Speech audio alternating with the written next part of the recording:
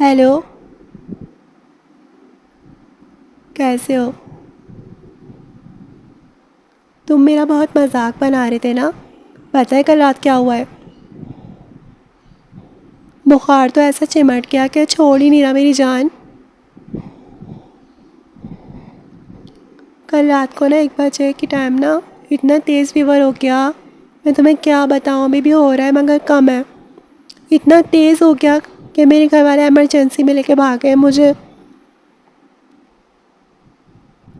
अरे मतलब मुझसे चला ही नहीं जा रहा, मैं जैसी उठी ना मैं गिर गई। सब परेशान, सब पागल हो गए कि गिरी क्यों, ये वो। चेक करा तो मेरे 103 बुखार हो रहा था।